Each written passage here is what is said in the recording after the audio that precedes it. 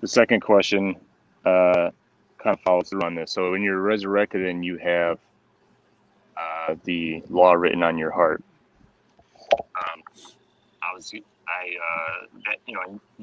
you said that as you won't sin anymore, or it'll kind of be automatically. You'll know the right thing to do.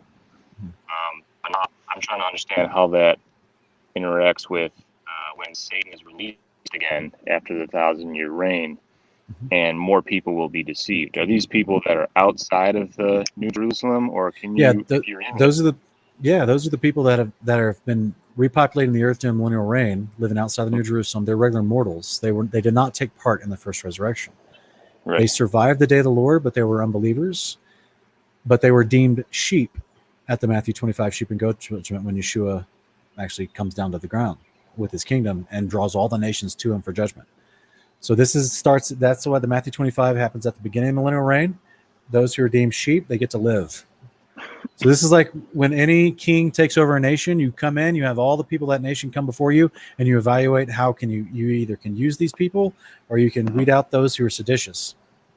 Right. So at the Matthew 25 sheep and goat judgment, he deems those people as sheep, as those who exemplified Torah behaviors in their life, following their conscience, even without having the knowledge of God, even without having the knowledge of Christ. That's why they say, when did we do these things for you? When did we do these things? We don't. And then he's like, to the least of my brethren that you did these, you did them to me. And everything he listed off for those people are exemplified in Torah in the Old Testament. The other people were called goats. They're killed. So their bodies will go to the Sheol for the 1,000 years. They'll be taking part in the second resurrection of the wicked at the end of the millennial reign. But those sheep then repopulate the earth throughout the millennial reign and interact with the resurrected saints living inside the New Jerusalem, coming to the city to learn good behavior, which is Torah, coming to the city for feast days and for Sabbaths. They'll be the ones that will repopulate and rebuild the earth, and we're going to teach them how to do that and live in peace. They then will be still mortal and still be susceptible to temptation because they don't have this glorified, incorruptible body with the law permanently written on their heart. They'll just have 1,000 years of being taught in discipleship to do their best to defend themselves from deception when Satan is released. And unfortunately, some of them will not do well with that, and they'll fall prey to that deception. Because everyone needs a test. The Father always is testing mankind, whether it's in your heart to keep his commandments or not. Everyone that lives throughout the millennial reign that's mortal, they have this incredible environment of peace with no unclean spirits running around and no Satan running around trying to tempt anybody.